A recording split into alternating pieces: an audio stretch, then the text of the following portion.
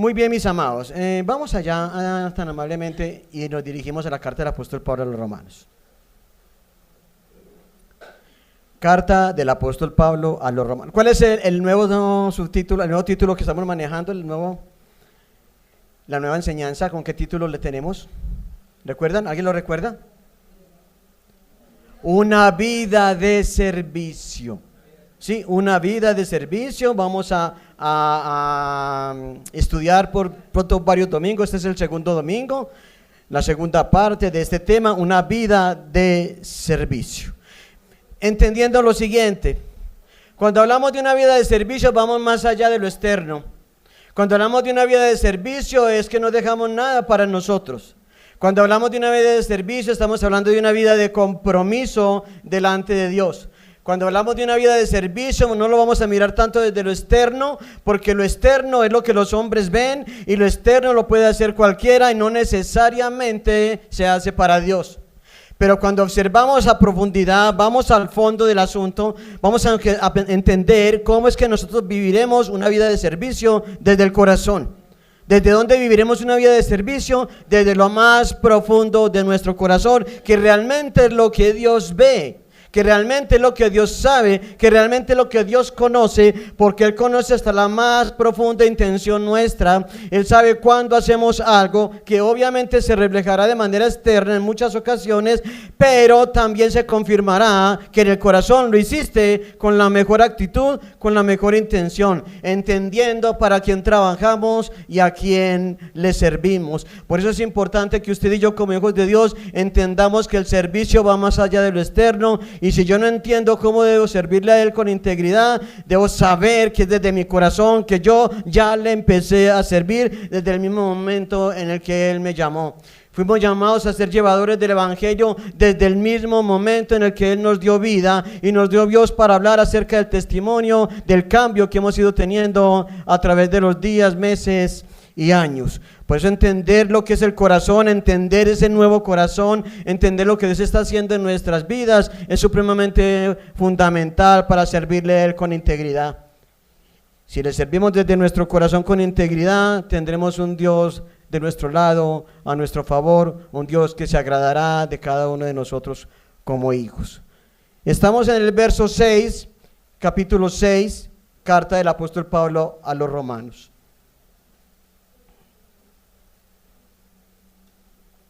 ¿Cuál es el título de esta enseñanza?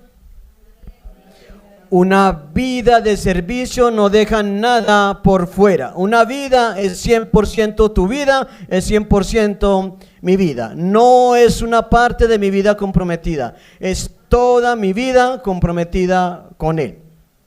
Dice el verso 6 así: sabiendo esto, que nuestro viejo hombre fue crucificado juntamente con Él. Él es nuestro Señor Jesucristo.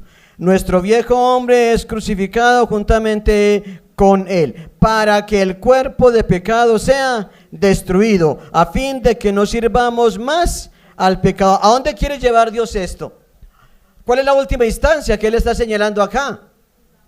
Hoy tenemos una vida difícil, hoy tenemos un cuerpo que se revela, una naturaleza pecaminosa que se opone a la naturaleza de Dios, pero Él quiere que nosotros, aún lidiando con ella, podamos superarla en el día a día a través de Él, pero que esto llegue a un feliz término. ¿A dónde quiere llevar esto el Señor? La parte última del verso 6 que dice: a fin o con el propósito de que no sirvamos más al pecado. ¿Cuándo terminará esto? ¿Cuándo dejaremos de servirle nosotros al pecado? Cuando este cuerpo pecaminoso termine sus días, porque sabemos que el pecado mora en él. Solo dejaremos de pecar, realmente solo dejaremos de pecar cuando este cuerpo que ha sido condenado a la muerte lance su último suspiro. Entonces el pecado, teniendo este cuerpo como morada, ya quedará sin ella y queda absolutamente vencido, aniquilado, exterminado. Y la muerte, por ende, ya no estará más. Sorbida es la muerte en victoria. Porque la única muerte que realmente experimentaremos los hijos de Dios es la muerte física.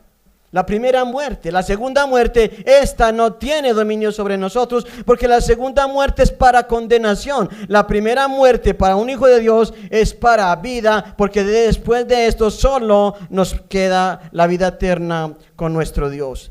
verso 7.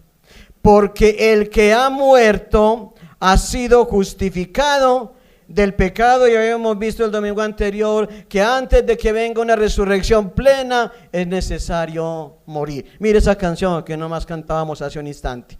Así decía, entre otras letras, es necesario morir. No solamente morir a las cosas de esta vida, a los deseos y todo lo demás, también es necesario morir físicamente. Es necesario ir a morir a una cruz en cuanto a mis anhelos, mis proyectos, mis sueños y demás, para vivir una vida de servicio realmente entregada a nuestro Dios, donde Él tiene que ser nuestra prioridad. Necesariamente tiene que ser nuestra prioridad.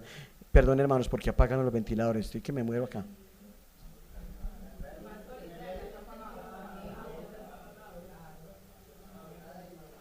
Ay, Dios mío.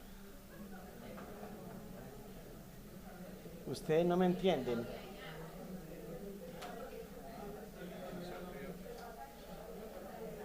Es que ustedes no me comprenden. Yo no sé cómo hacen, sinceramente. Yo no sé cómo. Edite esa parte del Egipto. Edítela. Usted sabe cómo es, ¿cierto? Bueno, muy bien. Ahora sí, estamos ya mejorcitos. Verso 7. Porque el que ha muerto ha sido justificado del pecado. Usted sabe que es una muerte general, desde donde tú la quieres mirar. La muerte tiene que darse de todos los ángulos posibles. Yo debo morir a mí mismo, debe morir mi naturaleza, debe morir este cuerpo para que un día venga un cuerpo de gloria, para que venga una persona totalmente regenerada. Debo morir a mis deseos porque priman los deseos de mi Dios. En todo el sentido de la palabra, Dios nos llama a morir, ir con Él a la cruz. Con Cristo estoy juntamente, y usted ya se sabe el resto. Verso 8. Y si morimos con Cristo, creemos que también viviremos con Él. ¿Qué dice el Señor acá? Y si morimos con Cristo, ¿qué viene a continuación? Creemos que también viviremos con Él. ¿Crees tú eso de verdad? ¿Estamos absolutamente convencidos? Absolutamente tiene que ser así. Es que si nosotros fuimos llamados a esto, fuimos llamados a vivir, ahora que estamos vivos y sabemos quién nos dio la vida, yo creo que no hay forma de dudar en que lo que Él hizo y comenzó a hacer, Él lo tiene que terminar, porque Él es un Dios de palabra, Él es un Dios que al sí, sí, al no, no. Y todo lo que Él declara, así lo hace, simplemente porque Él así lo ha dicho. Nuestro Dios es absolutamente confiable. No dudes en lo más mínimo del Dios que nosotros tenemos. De hecho, no tienes otra opción, no tienes otro Dios. Tienes de tu lado el único Dios verdadero. Entonces, ¿en quién confiaremos nosotros? Si no es Él, ¿en quién confiaremos? Verso número 9. Sabiendo que Cristo, habiendo resucitado de los muertos, ya no muere o ya no puede morir. La muerte no se enseñorea más de Él. ¿Dónde termina la muerte? ¿Dónde queda totalmente absorbida? ¿Qué es lo que la aniquila a totalidad? La resurrección. La resurrección que usted y yo ya experimentamos de manera espiritual, pero que todavía no hemos experimentado de manera total en cuanto a nuestro cuerpo. Es lo que está diciendo acá, sabiendo que Cristo, habiendo resucitado de los muertos, resucitó a nuestro Señor de los muertos. Eso es un hecho, ya no muere, ya no volverá a morir, ya no puede morir en ninguna manera. Él no volverá a hacer lo mismo que hizo 2000 años atrás. Él viene ya con vida eterna porque Él es vida en sí mismo. Él viene ya con su cuerpo de gloria, en Él viene toda la plenitud de la deidad y se hará claramente expresiva, explícita, visible, tangible. El mundo entonces lo verá, solo que habrá unos que lo verán para recibir sus últimas palabras en cuanto a la condenación, pero habremos otros que lo veremos y lo seguiremos viendo por toda la eternidad con Él, el Señor siempre con nosotros. Ya queda determinado desde acá cuál será la instancia final a la que tú te enfrentarás. Eso no se determina después de la muerte, eso se determina ahora, el aquí y el ahora. Porque si el Señor te llama hoy, porque si el Señor quita tus días, termina tus días hoy, entonces ya está determinado tu final. Ya está determinado dónde has de pasar o morar por una eternidad. Verso 10. Porque en cuanto murió nuestro Señor, al pecado murió una vez por todas, no porque Él haya sido pecador. Recuerde que ¿por qué murió el Señor? ¿Por el pecado de Él o por el nuestro? Al Él cargar el pecado nuestro, se hizo responsable de nuestras maldades como si Él las hubiera hecho, como si Él hubiese sido el pecador. Por eso dice, Dios lo hizo pecado. ¿Qué significa? Que vio el pecado reflejado en Él como absoluto responsable. Él se hizo responsable de su pecado y se hizo responsable del mío. Por eso murió. El Padre viene y mata a su Hijo en ofrenda, en sacrificio, para que usted y yo, estando en Él, creyendo en Él, viviendo por Él, podamos tener vida. Eso es un acto maravilloso que el Señor hizo. No tenía por qué hacerlo, pero por misericordia, por compasión, porque ese realmente es nuestro Dios, pudiéndonos haber borrado del mapa a todos y dejarnos sin existencia absoluta. Él nos dio una oportunidad de vida. Solo que a quien Él quiera, a quien Él escoge, a quien Él llama, sí, pero es que Él es un Dios soberano. ¿Por qué no hacerlo así? Si todos pecamos de manera voluntaria, por ende todos morimos por nuestra propia responsabilidad. No fue Dios arbitrariamente quien nos mató. Nosotros morimos por causa del pecado bajo nuestra propia responsabilidad. El alma que pecare, no fue Dios, el alma que pecare obtiene como resultado la muerte. No hay más que decir en cuanto a esto. Porque en cuanto murió el pecado, murió una vez por todas. Él no volverá a hacer lo mismo nuevamente. Mas en cuanto vive, para Dios vive eternamente. Sí, vino y murió, pero después ¿qué pasó? Se levantó de la tumba para vivir eternamente como tal. Nos da a entender que así como pasó en Él, así también ha de pasar en cada uno de nosotros. Verso 11, confírmelo usted mismo. Así también, así como Él murió al pecado una vez por todas, mas en cuanto vive, para Dios vive, así también, verso 11, vosotros, usted y yo, considerados muertos al pecado, pero vivos para Dios en cuanto Jesús, Señor nuestro. Cristo Jesús, Señor nuestro. Así también vosotros considerados muertos al pecado. Mire, hay una realidad que no podemos negar y es que nosotros estamos físicamente vivos. Hay una realidad que no podemos negar y es que el pecado mora en nuestras vidas. Hay una realidad que entendemos de que nuestra naturaleza se inclina siempre a la maldad. Pero Dios dice, haz de cuenta que no la tienes y aprende a vivir por el otro lado que yo ya te di, que es compartir mi naturaleza de vida eterna contigo. Sí, esta es una realidad que no puedes negar, pero tampoco puedes negar la otra realidad. ¿Cuál es la otra realidad? Que tú y yo nacimos de nuevo, que el Espíritu Santo mora en nosotros, que tenemos un espíritu renacido, que el corazón ya no es un corazón de piedra, ahora es un corazón de carne. Esa realidad también tengo que verla yo. Ya no solamente veo lo que se deteriora, lo contaminante de mi vida y lo malo que puedo llegar a ser. No, ahora veo lo bueno que Dios ya ha hecho en mi vida, lo que me ha entregado de carácter eternal, y con base en eso yo me presento como vivo, entendiendo que un día este cuerpo tiene que morir. Como vivo, entendiendo que un día este cuerpo tiene que morir, y así es como yo me ofrezco en sacrificio diario ante nuestro Dios. Vamos al capítulo 12, por favor, ahí mismo en la carta de los Romanos, y te ubicas en el capítulo 12, versos 1 y 2, aquí mismo. Mira, él lo que está diciendo allá lo dice acá con otras palabras, pero apuntando a lo mismo. Verso 1, capítulo 12. Así que, hermanos, os ruego por la misericordia de Dios que presentéis vuestros cuerpos en sacrificio. ¿Cómo lo está pidiendo? Ay, pero es que yo voy a morir. Sí, no, preséntate en sacrificio vivo. Yo te llamé a vivir, ya tienes vida eterna. Por eso preséntate en sacrificio vivo. Es cuestión de tiempo que ese cuerpo ya no esté más. Es cuestión de tiempo que esa naturaleza un día perezca y el pecado ya no esté más en tu vida. Entonces comienza a servirme desde ahora en vida, porque yo te he dado vida. Tus sacrificios ya no serán cosas externas, ya no serán cosas simples, ya no serán las cosas que solo el hombre puede ver desde afuera. Ahora vas a hacer sacrificios desde tu mismo corazón, donde solo Dios muchas veces solo Él lo puede ver. Qué tan genuino, qué tan auténtico en mi sacrificar a Cristo tantas cosas. Él mira la autenticidad tuya y la autenticidad mía. Cada cosa que yo hago, Él la mira desde lo más profundo de mi corazón, y con base en esto es que Dios le da un valor. o pierde todo valor según la intención. Mira, no es lo que tú muestres o quieras mostrar, no es lo que tú quieres que vean los demás, es lo que realmente te debe preocupar y me debe preocupar a mí, es lo que Dios ve en mi corazón cada que yo hago algo y digo que lo hago para Él. Cada que yo hago algo y digo que solamente es para glorificarlo a Él, Dios sabe realmente si lo hago para su gloria o Dios sabe si lo hago para la mía. Dios sabe si lo hago para Él o lo hago por motivaciones personales, interesadas, arraigadas solamente en algún beneficio terrenal, que para Dios es algo vano. Nosotros no trabajamos para tener en la tierra. ¿Qué dijo el Señor? Trabajamos para tener ¿dónde? En el cielo. ¿Dónde dice Él que hagamos sus tesoros? ¿En la tierra o en el cielo?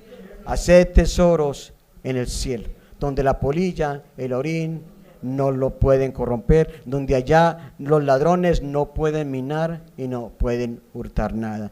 Nuestros tesoros se trabajan aquí para disfrutarlos en la vida eterna con Él. Amén. Muy bien. Sigo leyendo. Así que, hermanos, ruego por la misericordia de Dios que presentéis vuestros cuerpos en sacrificio vivo, santo, como separados que somos de Dios, agradable a Dios, que es vuestro culto racional. Miren, nosotros no somos ningunos tontos como el mundo dice. Esto es un culto que nosotros ofrecemos de manera racional, muy inteligente, con mucho entendimiento. Nosotros sabemos para quién lo hacemos, por qué lo hacemos, qué nos motiva a hacerlo, cuáles son los resultados, hacia dónde vamos, de dónde vinimos, porque estamos acá. ¿Quién es nuestro Dios? ¿Quién eres tú? ¿Quién soy yo? ¿Cuál es nuestra identidad? Todo eso lo tenemos claro. Eso no es ignorancia, eso es inteligencia que Dios nos ha dado para entender realmente lo que somos, y somos lo que Dios dice que somos. Si nosotros dijéramos lo contrario, entonces estaremos haciendo a Dios también ignorante, porque el que dice lo que soy no soy yo, el que dice lo que soy es Él. Y si Él dice que yo soy eso, yo le creo a Él, y lo que Él creo a Él es como yo lo vivo, es como yo vivo el día a día, vivo cada día como un verdadero hijo de Dios. Y sé que desde mi corazón, el solo ya tener la fe puesta en Él, ya con eso ya le estoy sirviendo a Dios también. El solo hacer las cosas que yo antes hacía para agradar al mundo, ahora las hago para agradarle a mi Dios. Las cosas que estuve dispuesto a renunciar en el mundo por causa de algún beneficio o de algunos otros o para ser visto, etcétera, ahora yo soy capaz de hacer muchas cosas que aunque el mundo repruebe, lo mejor que me puede pasar es que sean aprobadas por mi Dios. Si yo tengo la aprobación de Dios, tengo todo lo que necesito. ¿Qué más podemos pedir nosotros? La aprobación de los hombres no nos sirve de nada. Nosotros necesitamos la aprobación de nuestro Dios, que Dios me diga: bien, buen siervo y fiel. Yo no necesito que los hombres me digan: bien, buena gente eres, nadie como tú, nadie lo hace mejor. No, yo no necesito eso. De hecho, eso podría hacerme más daño de lo que usted se imagina, porque eso, en vez de llevarme la humildad, me lleva al orgullo, a la arrogancia, prepotencia, autosuficiencia y más. Es mejor que me digan las cosas claritas, sino que me estén sobando el hombro y diciéndome: qué bien lo hiciste, aunque por dentro se estén diciendo: ay, si supiera. O sea, eso se llama hipocresía, y Dios no quiere eso más en nosotros. Creo que ya fuimos lo suficientemente hipócritas por muchos años. ¿Quién de nosotros? A ver, levanta tu mano, levanten la mano los ex hipócritas. Ex hipócritas. No, hermano, eso no hay ni que decirlo. Todos nosotros fuimos unos hipócritas. El problema es que ahora como hijos de Dios sigamos siéndolo. Eso sí sería un gran problema, ¿sí? Porque recuerda que cuando el Señor hablaba de los hipócritas, estaba hablando de aquellos que estaban siendo descalificados del reino. Si Dios te llega a llamar hipócrita, como llamó a los fariseos, etcétera, los estaba descalificando del reino. No eran parte del reino porque vivían una doble personalidad, porque por fuera mostraban una cosa que realmente no era cierta. Nota lo que es la hipocresía. Así mismo es que tengo que entender yo el servicio a Dios. No es lo que yo muestre y quiera que los demás vean, es lo que realmente yo soy, con lo poco o con lo mucho, no importa. No tienes que figurar, no tienes que ser la gran estrella, no tienes que ser el muy el que todo lo hace. No, no es necesario. En lo que Dios te ponga a hacer, por sencillo que parezca, hazlo bien, hazlo de calidad, hazlo perfecto para el Señor, cada vez mejor y mejor y mejor. Si cojo una escoba para barrer el lugar de Dios, lo barro y lo barro bien, y limpio bien. Canto lo mejor que pueda, no soy el gran tenor, no importa, Pero si lo hago para Dios, Dios me oye como los ángeles que Él tiene allá. Yo no sé cómo cantarán los ángeles, pero yo sí les digo que deben cantar mucho mejor que nosotros. Porque ese coro celestial del que habla la Biblia debe ser algo increíble, ¿cierto? Debe ser algo increíble. Pero usted quiere cantar como los ángeles un día. ¿Sí quiere cantar como los ángeles un día? Ay, sí. Yo no sé cómo será eso, pero cantaremos como los ángeles un día y entonaremos todos un cántico que solamente nosotros sabremos. Un canto de agradecimiento, un canto de redención, un canto donde nos identificamos todos como redimidos, como hijos de Dios. Eso será un cántico nuevo de maravilla. Todavía no tenemos la letra completa, no tenemos la tonalidad, no tenemos esto y aquello, pero Dios ya tiene todo listo, ¿cierto? De hecho, visto desde la eternidad, ya nosotros ya le hemos cantado a nuestro Dios. Y allá Él no nos va a decir, no, usted canta bien, usted mal. No, todos cantaremos con el corazón, con un corazón verdaderamente santo y perfecto para Dios. Muy bien, regresemos nuevamente al capítulo 6.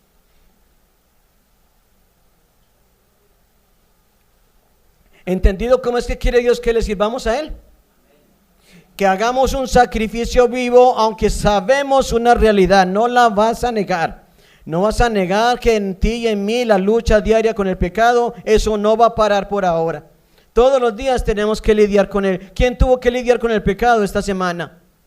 ¿Quién tuvo que lidiar nomás ayer? Quizás desde esta mañana empezaste a lidiar con él. Y tienes que llegar aquí y decirle, Señor, ayúdame, Señor. Yo quiero entrar, Señor, con un corazón abierto delante de ti. Un corazón que quiere ser ministrado por ti. Yo no quiero salir de este lugar siendo el mismo. Yo quiero recibir ese refrigerio. Yo vine por él, vine por tu presencia, vine a agradecerte, pero también clamo para que tengan misericordia. No me dejes salir de este lugar de la misma manera en que yo entré. Así es como nosotros vemos cada vez que nos congregamos en un lugar como este. Mira, no es el lugar en sí, es la presencia de Dios en este lugar. Es lo que marca la diferencia. No es una casa extraordinaria, habrán casas mejores, habrán lugares enormes, habrán grandes estructuras, pero eso no es lo que confirma que la presencia de Dios esté ahí. Mira, pueden haber 10,000 personas con un lugar, un estadio impresionante o un gran coliseo, pero eso no garantiza que la presencia de Dios esté ahí. Habrá muchas personas quizás haciendo algunas cosas aquí y allá, pero si no es para su gloria, y si la presencia de Dios no habita ahí, realmente no ha pasado nada y nunca va a pasar. No de esa manera. Vamos para el verso 11, retomo en el 11. Así también vosotros consideraos muertos, como si estuviéramos muertos al pecado realmente a totalidad. O sea, a totalidad. Estamos muertos en términos legales, usted sabe eso. En términos legales hemos muerto al pecado, pero en la realidad todavía luchamos con él, ¿sí? Porque mientras estemos en este cuerpo, usted ya sabe que es una realidad también que no puedo negar, pero sabiendo que en términos legales ya hemos sido justificados, ya hemos sido perdonados, ya hemos sido admitidos por parte de nuestro Dios, porque nosotros estamos en Cristo y Dios nos mira a través de su Hijo. Dios nos mira a través del pago ofrecido que fue su sangre. Sin esa sangre, ninguno de nosotros podría pararse un día delante del Padre, en ninguna manera, solo por Él, solo por Cristo. Verso 12.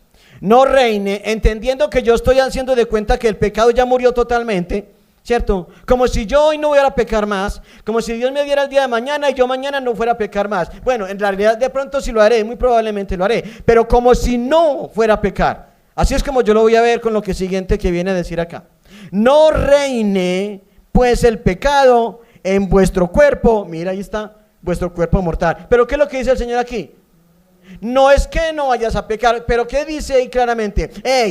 El pecado reinaba antes en ti. Ahora que tú estás en mí, ya el pecado no puede reinar. Ya no es más tu amo, ya no es más tu Señor, ya no es el que toma el control de tu vida. Ahora tu vida es controlada por Él. Ahora tu vida y mi vida es controlada por el poder del Espíritu Santo. Ahora su palabra es mi nueva ley. Ahora su palabra es la que se implanta en mí. Ahora soy una nueva persona que piensa totalmente diferente. No reine, no dice, no al pasado, no al futuro, es un presente. No reine pues más el pecado en tu vida. Ya el pecado ya no es más, mi Señor. Ya el pecado no es más tu amo. Y todos sabemos muy bien aquí lo que fue vivir una vida esclavo, como esclavos del pecado. Yo creo que todos tenemos eso bastante claro. Adán, ¿recuerdas cómo fue tu vida viviendo como esclavo del pecado? Alejo, Esteban, Horacio. ¿Quién no ha vivido aquí una vida y que no conozca lo que fue ser esclavo del pecado? Ahora, el pecado todavía hace daño en nuestras vidas, sí. Pero una cosa es que el pecado todavía nos afecte de alguna manera, otra cosa es que el pecado reine en mi vida. Si el pecado reinase en mi vida, entonces por demás está Cristo, o sea que Cristo no estaría haciendo nada o no habría hecho ya nada en mí. Porque si el pecado reina en ti, significa que el pecado sigue siendo amo tuyo y sigue solamente viviendo para obedecerle a Él. Eso sería que el pecado reina en ti.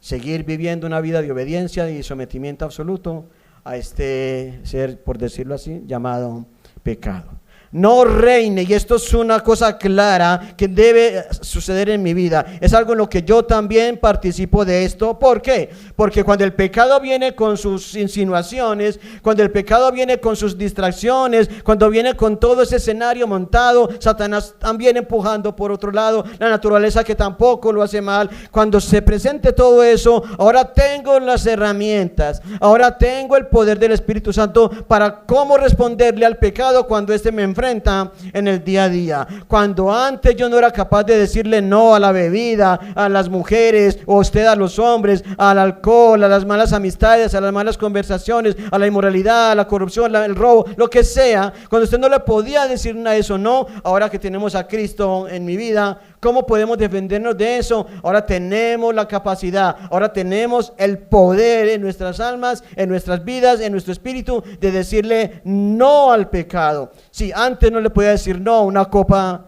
burbujeante, atractiva y reluciente, hoy le digo, no me interesa. Me la puedes pasar por el frente las veces que quieras. No me interesa. Viene la oportunidad de fallarle a mi esposa, de serle infiel, no me interesa. Aléjate de mi vida. Así le respondemos nosotros. ¿Podemos hacerlo hoy en día? ¿Lo hacemos nosotros realmente? ¿Vivimos de esa manera? ¿Hacemos nuestro máximo esfuerzo por siempre vivir de esa manera? Levanta tus manos si estás dando esa pelea. Hermano, es que hay que dar esa pelea todos los días. Pero no damos una pelea para perderla. Cuando damos una pelea siempre esperamos ganarla. Nadie juega para perder, nadie pelea para perder la batalla. No, salimos a pelear, pero es que la ventaja que tenemos nosotros es que antes peleábamos solos, ahora peleamos con Él. Ahora nuestro Señor va adelante con Él, con nosotros, y va a la retaguardia también. Mire, eso lo tenemos todo. Él va adelante y Él va atrás. Él cuida, me hace valiente para ir al frente, y también cuida mi retaguardia en las cosas que yo muchas veces no puedo ver. Así es como Dios pelea la batalla cada día con nosotros. No estamos solos. No tenemos solamente una naturaleza contraria a Dios. Tenemos también un Espíritu de Dios morando en nosotros, del cual Dios nos ha hecho partícipes. Dios nos hizo partícipes de su naturaleza divina. No somos divinos, nos hizo partícipes de su naturaleza divina cuando puso en nosotros el Espíritu de Dios. Eso no es poca cosa. Y es grande a la hora de enfrentar nosotros al pecado. No reine pues el pecado en nuestro cuerpo mortal. De modo que lo obedezcáis. Recuerda que ya sabíamos cómo era antes. De modo que lo obedezcáis en sus concupiscencias. No puede ser que nosotros hoy en Cristo sigamos siendo obedientes al pecado de la misma manera como lo éramos antes. No, nuestra vida tiene que ser sustancialmente diferente. El pecado ya no puede reinar más en mi vida. No es posible que usted siga diciendo, excusándose cada día, es que el diablo es puerco, usted no me comprende, pastor, es que yo lucho y nada, y lucho y nada. No es así. Ahí dice que no es así. Dice que no reine más el pecado en mi vida, y que cada vez sea un pecador, menos pecador cada vez, y cada vez vaya venciendo cada batalla y cada lucha. No puede ser que siga pasando lo mismo, no puede ser que siga siendo la misma persona. No es lo que dice ahí. Fuimos llamados a pelear cada batalla para vencerla, y en la medida que vamos venciendo, menos efecto tiene el pecado sobre nuestras vidas, por ende menos consecuencias tenemos que enfrentar, menos consecuencias tenemos nosotros que sufrir, porque reinando Cristo en lugar del pecado, entonces ya mi señorío ya es otro. Ya el señorío que reina sobre mí ya no es más el pecado, ahora es Cristo quien toma el control. Bueno, partimos de la base de que ya tomó el control de tu vida. y que no estás oponiéndote o sigues oponiéndote al señorío de Cristo. No puede ser. Si yo soy un verdadero hijo de Dios, no tengo forma de decir que sigo oponiéndome a Cristo, porque el que se opone a Cristo simplemente está en oscuridad. Todo aquel que se opone a Cristo está en el mundo de las tinieblas. Todo aquel que se opone a Cristo no ha nacido de Dios, no es de Dios, y las palabras de Dios no oye, porque si las oyese, realmente procuraría obedecerlas y vivir conforme a ellas.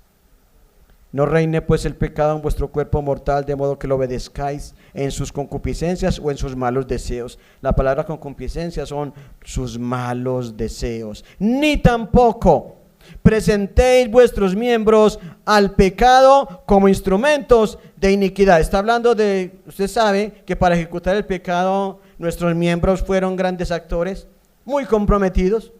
Ejemplo, ¿cuáles miembros? ¿De qué miembros puede estar hablando acá? De todo lo que yo comprometía a la hora de pecar. ¿Qué tocaban tus manos cuando estabas sin Cristo? No solamente cogías el pan de cada día, ¿cierto? No solamente cogías la ropa limpia para vestirte.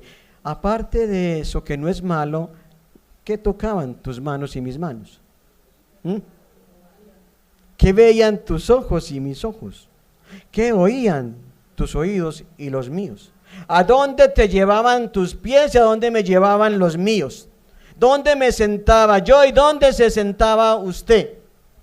Recuerda, no tenemos que ser muy detallistas en el asunto, pero sabemos que todo nuestro cuerpo, todos nuestros miembros estaban muy dispuestos y comprometidos a la hora de ir a pecar. Todos absolutamente. Ahora ya nuestro compromiso en cuanto a los miembros, ya no los voy a presentar más para el pecado. Ahora dice aquí que debo presentar mis miembros ¿ante quién? ¿A la obediencia de quién? ¿Sujetos a quién? ¿Para la gloria de quién? Es la pregunta. Ni tampoco presentéis vuestros miembros al pecado como instrumentos de iniquidad, de maldad, de pecado, sino presentaos vosotros mismos a Dios como vivos de entre los muertos. ¿Cómo nos presentamos delante de Él? Como vivos entre los muertos. ¿Quiénes son esos muertos? El mundo que está a nuestro alrededor es un mundo muerto. Pero también dice como vivos. ¿Por qué como vivos? Porque realmente mueren los pecadores y mueren los justos, ¿o no? No por el hecho de que seamos creyentes hoy no significa que no moriremos. Ya sabemos que es necesario morir, ¿sí? Aunque nos vean a todos mortales, es lo que está diciendo acá. Aunque nos veamos todos mutuamente como mortales, entendemos que unos mortales realmente morirán, pero otros, aun siendo mortales, realmente vivirán. Nosotros somos esos que, aunque nosotros somos mortales, moriremos, pero después de esa muerte viviremos. Pero muchos, la mayoría, morirán y sufrirán la muerte real, pero esa muerte no los conduce a una vida de gloria. Esa muerte solamente es la entrada, es la puerta que se abre para una vida de perdición, para una vida sin salvación. Es una puerta que se abre, es la misma puerta para todos nosotros, hablando de la muerte física. Todos hemos de experimentar de una u otra manera el momento en el que hemos de morir. Y la muerte es trágica, lo sabemos. Y la muerte causa mucho dolor, tristeza, desesperanza, y vienen muchas situaciones que se presentan en el doliente, en la persona que ve cómo muere su ser querido, su ser amado. Pero más triste es para nosotros cuando un ser amado, un ser querido, un ser cercano, o a uno que no necesariamente tiene que ser tan cercano. A veces sufrimos la muerte de las personas que sabemos que, Dios mío, pero ¿por qué? Si usted ve morir a un joven de 18 años, dice, Señor, le da uno, pero ¿por qué tiene que morir así? Sabemos la respuesta, pero es la reacción natural a la muerte. Es la reacción natural a la muerte. La muerte solo causa tristezas. Por eso el último enemigo que debe morir para nosotros es la muerte. En sentido figurado, usted lo entiende, ¿cierto? Es la muerte. Ni tampoco presentéis vuestros miembros al pecado como instrumentos de iniquidad, sino presentaos vosotros mismos a Dios como vivos de entre los muertos. Y vuestros miembros a Dios como instrumentos de justicia. Si antes todo esto yo lo entregaba y lo suministraba y lo usaba para el pecado, ahora ¿para qué lo voy a usar? Ahora, ¿a dónde me llevarán mis pies? ¿A dónde me llevarán mis ojos? ¿Qué oirán mis oídos? ¿Qué tocarán mis manos? ¿Quién tocará tu cuerpo? ¿Quién tocará el mío? ¿A quién se lo vas a entregar? ¿Sí me hago entender? ¿Qué ocupará tus pensamientos? ¿Cuáles serán tus sueños, tus deseos? ¿Cuáles serán tus anhelos? ¿Qué será aquello que te motiva en el día a día ahora que estamos en Cristo? No pueden ser las mismas motivaciones. Estando sin Cristo, mis motivaciones eran vanas, eran paganas, eran inmorales, eran incorrectas muchas veces. Porque siempre nos formaron, fuimos formados desde el nacimiento, no para buscar precisamente a Dios. Nadie buscaba a Dios. ¿Para qué nos formaban a nosotros dentro de lo que podían nuestros padres? Simplemente para que busques de esta vida y saque provecho de lo mejor. Es así como lo veíamos, es así como nos enseñaron, equivocadamente, siempre afianzando nuestros pies en una vida vana, en una vida trivial, una vida sin propósito. Vivíamos una vida sin propósito. Esa es la realidad de cada uno de ustedes. Y gracias a Dios porque se puso en medio. Pero si seguimos con ese estilo de vida, si hubiésemos seguido con ese estilo de vida, piense usted por un momento, ¿qué sería de usted ahora? Si seguimos con ese estilo de vida, a ese ritmo tan desenfrenado, tan vertiginoso, velozmente, vivíamos al ritmo del mundo velozmente, no para lo bueno, sino para lo malo. Mientras más tiempo tuviéramos, mientras más fuerzas tuviéramos, mientras más recursos tuviésemos, ¿a qué se lo dedicábamos nosotros? ¿A qué le dedicaba usted lo mejor de usted? Y yo he dicho muchas veces, y me sostengo en esto, a veces no pecamos más, por dos cosas por lo menos, por falta de recursos o por falta de oportunidad. Créame que es así. Así vivíamos y así tenemos que pelear contra eso todos los días. Si dirá, no, pastor, donde yo tuviera plata hoy, ya tendríamos una iglesia para 300 personas. No, mejor no lo digas, mejor no lo digas. Porque si hoy tuvieras esa plata, no lo vemos ni en las curvas. En la mayoría de los casos, no tengo que generalizar esto tampoco, porque yo sé que sí hay personas que darían eso y mucho más, porque ya no aman el dinero, porque ya no dependen de él, porque ya saben que hay cosas más valiosas y no son las de esta tierra. Pero si hay otros que pueden decir, ay pastor, para las que sea, para las que sea. Recuerde que Pedro dijo eso. Usted ya sabe, ¿cierto? Señor, para las que sea, Señor, morir, ¿qué tal? Mi vida daré por ti. Sí, claro, Pedro, ciertamente, Pedro. Hoy. Mire, antes de que el gallo cante, 3 veces. Llevo 3 años y medio contigo, ¿sabes quién soy? Ahora sabes quién eres, pero 3 veces vas a decir, yo a ese no lo conozco, no sé quién es, y enojado en la última vez, no me pregunten más, no tengo ni idea quién es ese. Pedro. Así que no somos más que Pedro en un momento como ese. Ay, si yo hubiera estado ahí, si usted y yo hubiéramos estado ahí, quizás no le hubiéramos negado 3 antes de que cante el gallo, sino 5, 7, 10 o 20. Vea, hermano, mejor dejémoslo ahí, para no quedar más en vergüenza, ¿cierto? Para no quedar más avergonzados. Verso 14. Porque el pecado no se enseñoreará. Está hablando de futuro, ¿cierto? El pecado no se enseñoreará, no será más mi Señor, ni suyo ni mío, pues no estáis bajo la ley, sino bajo la gracia. ¿Por qué el pecado no se enseñoreará más de uno de sus hijos? Porque no estamos bajo la ley, sino bajo la gracia. Pero espere que eso hay que explicarlo acá. ¿Qué significa no estar bajo la ley, sino bajo la gracia? Mire, la ley, cuando hablamos de la ley, aquí estamos hablando de la ley de Dios. ¿La ley de Dios es buena o mala? Vaya un poquito adelante al capítulo 7, miramos qué dice Dios acerca de su ley. O sea que si Dios dice esto de su ley, entonces llegamos a la conclusión por lo que dice de que la ley no es el problema, ¿cierto? El verso 12, capítulo 7 dice, de manera que la ley de Dios, está hablando de la ley de Dios, de manera que la ley de Dios a la verdad es, mire, santa, y el mandamiento, santo, justo y bueno. ¿Qué hay de malo ahí? La ley es perfecta, o sea que la ley no es el problema. Yo no le echaré la culpa a la ley. ¿Cuál es el problema que yo puedo tener con la ley? ¿Cuál es la dificultad que yo puedo tener con ella?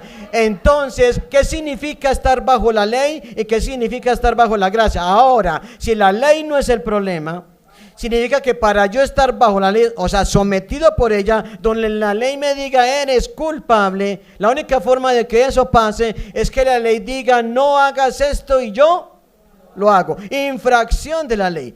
Cuando la ley me dice no hagas esto, no es para mi mal, es para mi bien. Pero como en esta naturaleza que usted y yo tenemos, que la ley dice no robarás, pero ¿qué hacemos nosotros?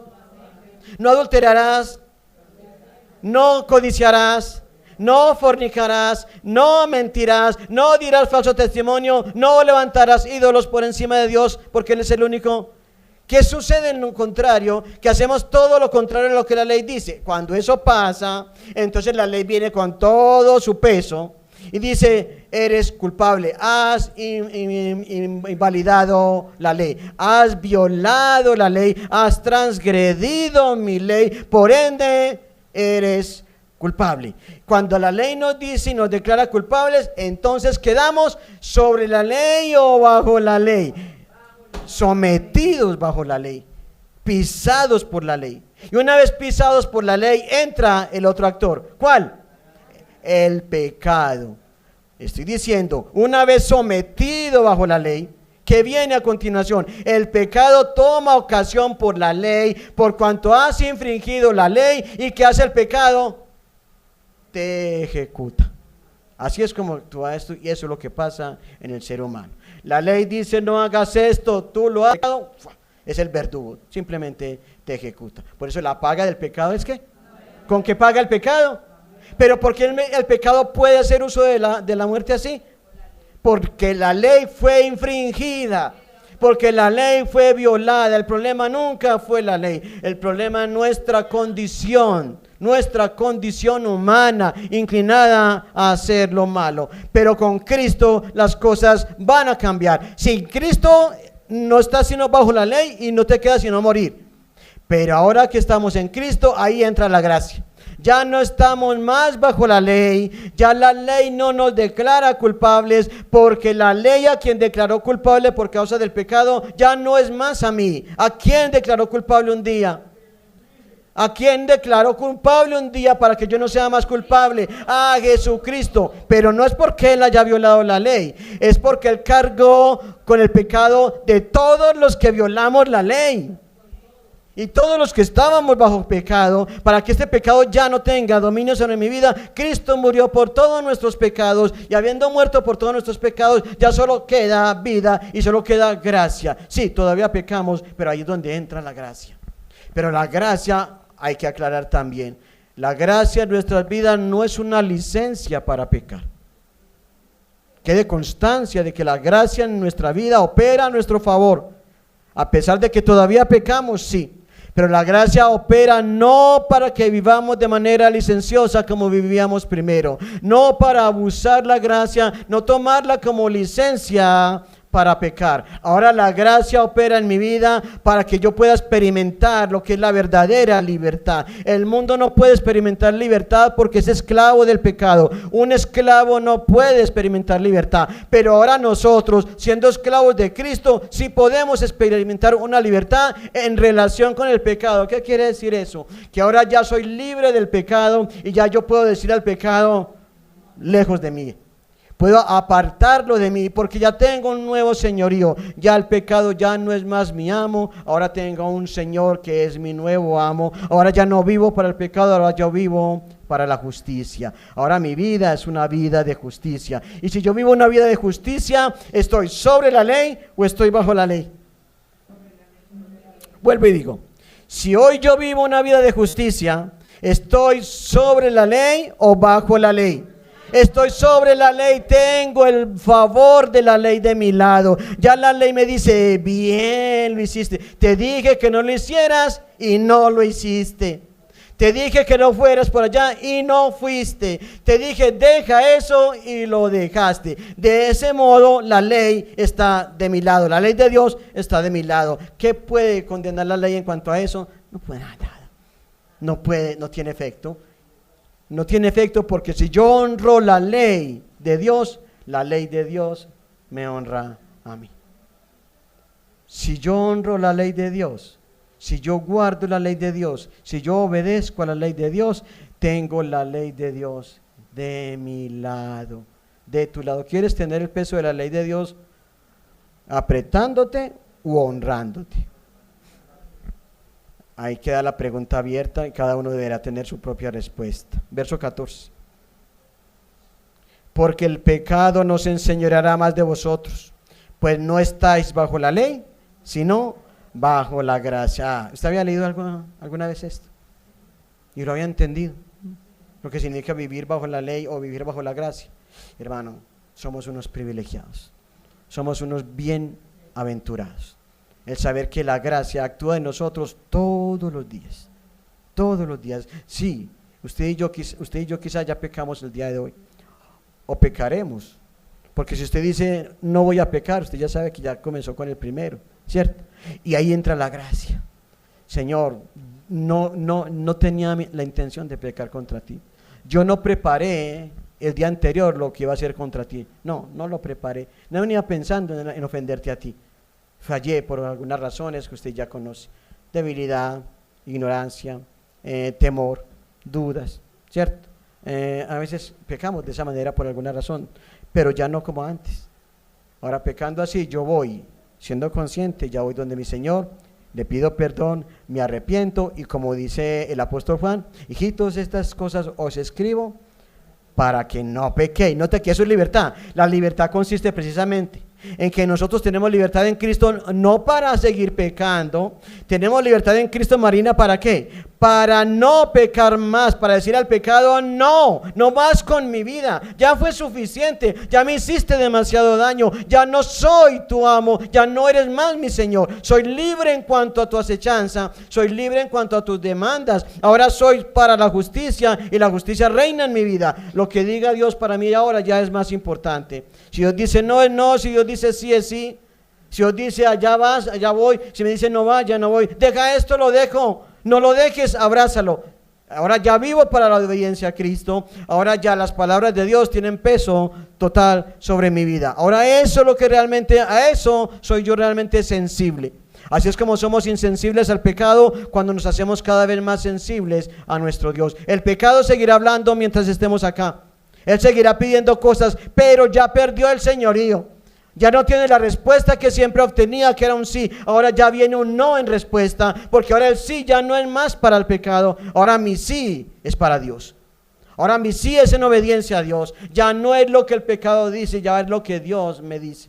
Aunque al principio usted va a reaccionar, y es normal que al principio reaccionemos, pero en la medida que vamos entendiendo que la bendición de Dios, esa bendición de Dios no añade tristeza, no añade tristeza. Todo lo demás puede añadirla, pero la bendición de Dios es la que enriquece y no añade tristeza. Yo voy en pos de la bendición. Antes de manera ignorante iba en pos de la maldición y eso obtenía.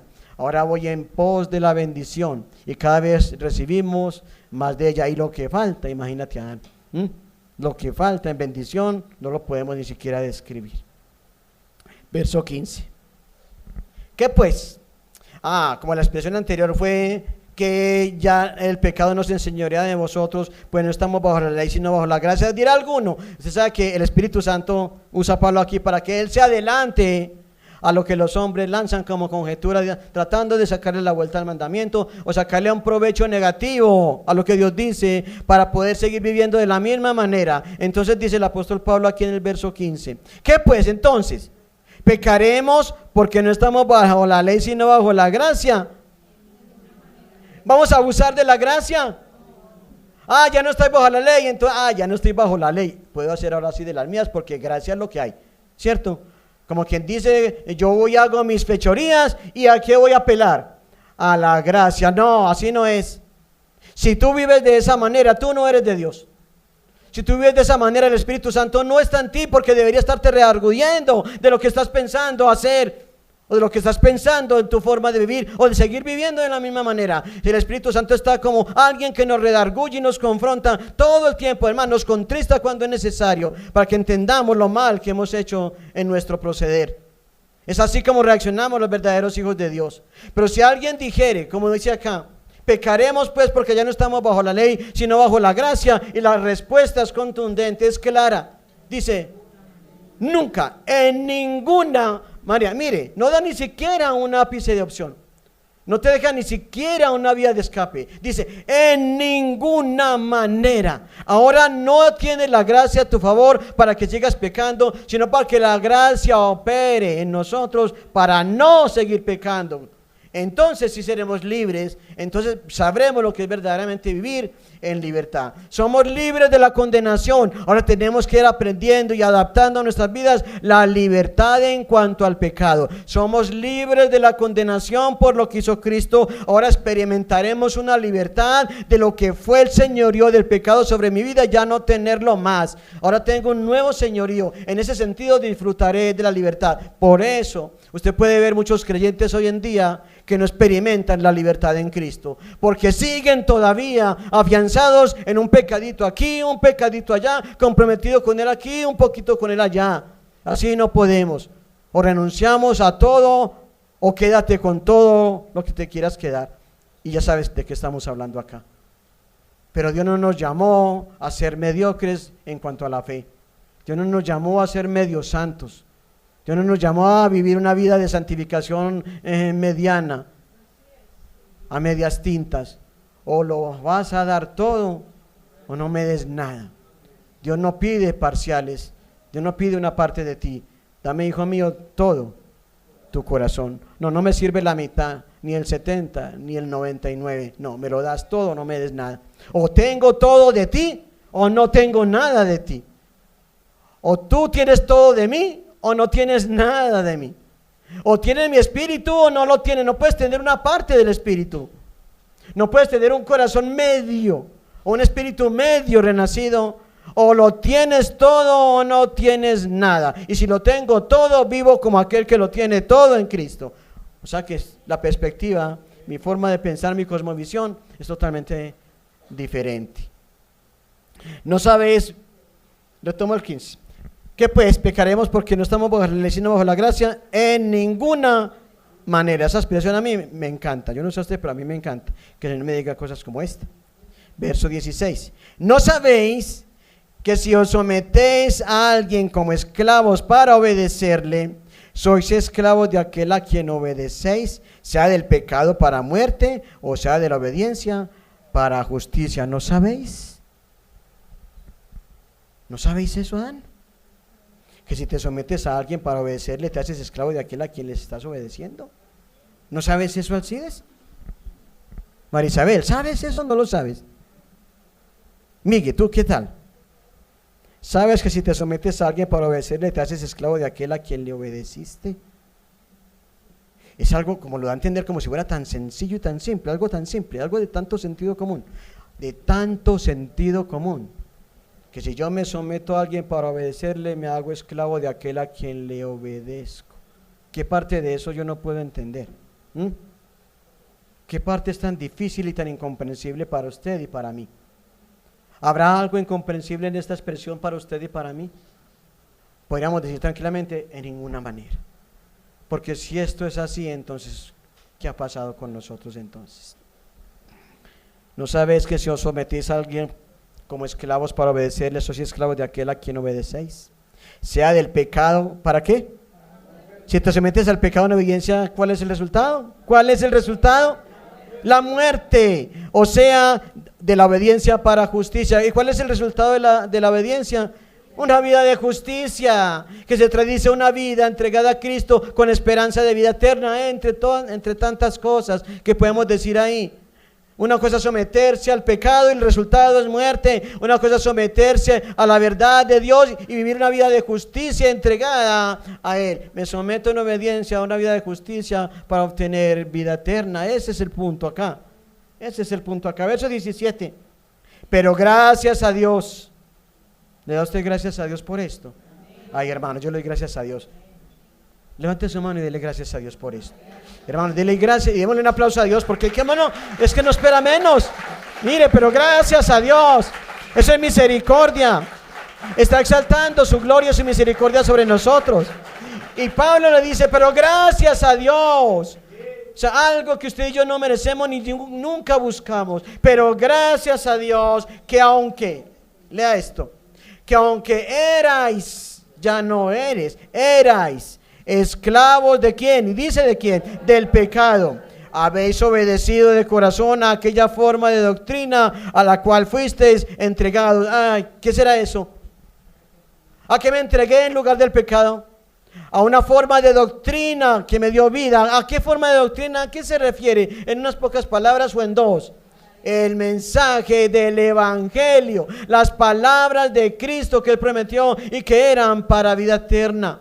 El que oye mis palabras, este es de Dios. Esas palabras de Cristo, en que Él prometía resurrección, el que prometía absolución, el que Él se comprometía en una expiación para que usted y yo tengamos vida. Todo eso hace parte del evangelio. Una vida de perdón, una vida de arrepentimiento, una vida de tenerlo a Él como mi Salvador, como mi Redentor. Todas esas palabras son del evangelio. Por esa forma de doctrina usted y yo hemos creído, y por esa forma de doctrina hoy tenemos vida eterna. Ya no esclavos del pecado, ahora tenemos vida eterna, ahora somos esclavos de nuestro Cristo, siervos absolutos de nuestro Cristo. Habéis obedecido de corazón, mire, de corazón, nacido de nuevo, a aquella forma de doctrina a la cual fuisteis entregados, y libertados del pecado, vinisteis a ser siervos. Dígalo ahí. Siervos, ¿de qué? De justicia. Y eso se vive desde afuera o se vive desde adentro. Por eso estamos tratando un tema como este, porque el verdadero servicio a Dios, una vida de servicio, se vive desde el corazón mismo. Mire, porque dice, de corazón creíste a una nueva forma de doctrina, ¿o no? De corazón. Esto ya no habla de lo externo, ahora ya habla de lo interno, de lo que Cristo hizo en mí y se refleja en un servicio honesto, transparente, diáfano, santo, perfecto y cada vez más perfecto para mi Dios. Ese es el reto. ¿A quién le gustan los retos acá? A ver, levanten la mano a las personas competitivas acá. ¿Quién no es competitivo acá? Vea, yo le explico para aquí. Se vaya tranquilo a su casa. Todo ser humano es competitivo por naturaleza. Lo que marca la diferencia es la motivación que éste tenga. Todo ser humano es competitivo por naturaleza. La diferencia está en la motivación que tenga y usted va a ver qué tan competitivo puede ser, ¿cierto? Todo depende de lo que lo esté motivando a usted. Y usted verá si es competitivo o no lo es, si es capaz de meterle el codo al de al lado con tal de ganar. Usted entendió lo que entendió, ¿cierto que sí? Así que todos somos competitivos. Muy bien. Y libertados del pecado, viniste a ser ahora siervos de la justicia. Usted ya sabe lo que implica esto, lo que implica ser siervos de la justicia, ¿cierto? ¿Qué implica realmente? Preguntémonos. ¿Qué implica ser siervos de la justicia? ¿De qué justicia está hablando? ¿De la justicia de quién? ¿Entonces soy siervo de quién? Eso, fácil, deducción fácil, simple. Verso 19, verso 18. Ah, no, ya leímos el 18. Y libertados del pecado, viniste a ser siervos de la justicia. Hablo como humano. Ay, hermano, bueno, yo voy a dejar ahí porque es que nos falta una parte muy bonita acá que quiero desarrollar el próximo domingo. Y eso lo deja usted, creo, lo deja usted como con esa cosita. Yo quiero conocer en qué va a terminar esto. Para mí esto va muy bueno, ¿cierto? Estas palabras a mí no me causan tristeza. Estas palabras le deberían causar tristeza y preocupación a una persona que no ame a Dios. Pero si usted y yo amamos a Dios, mi amor, esto te lleva triste a tu casa ahorita, a nuestra casa, Yuri, María Isabel, te vas triste llorando, ay, el pastor, no, yo no vuelvo allá, nunca me han dado tan duro. No, yo no te estoy dando duro. La palabra de Dios me está diciendo cosas duras, pero cuando yo recibo esas cosas duras, se hacen ese sabor dulce de lo que Dios quiere para nuestras vidas. ¿Cierto? Lo que el salmista decía, ¿cierto? Sí, que la palabra es como miel a mi boca. Así se hace la palabra para usted, así se habla para mí. La palabra de Dios para mí es como miel, es dulce, es sabrosa, es exquisita, la disfruto, me deleito. Oh, cuánto amo yo tu ley, dijo el salmista. Yo no sé, quizá no sea capaz de decirlo como él lo dijo un día, con el corazón que él lo dijo, a eso me refiero. No las palabras como tal, pero cuando David dijo, oh, cuánto, oh, una exclamación, cuánto amo. Y yo no sé cuánto amaba la ley David, por eso dice que creo que la amaba mucho más que yo. Yo lo veo así, no sé si usted crea que lo ama más la ley que lo que la amó David, ya cada quien con lo suyo, pero yo creo que estoy muy lejos de amar a Dios como David lo amó. Porque que yo sepa, lo único que Dios le dijo, y se refirió en cuanto a eso, de que tenía el corazón conforme al de Dios, fue a él. Aunque él le falló, y no poco, y quizás usted no haríamos las cosas que hizo David, pero aún así, Dios le dijo a David que era un hombre conforme a su corazón. Y cuando él dijo, oh, cuánto amo yo a tu ley, realmente crea que lo estaba diciendo con todo lo más profundo de su corazón. Amén. Nos quedamos entonces para el verso 19 en adelante, el próximo domingo.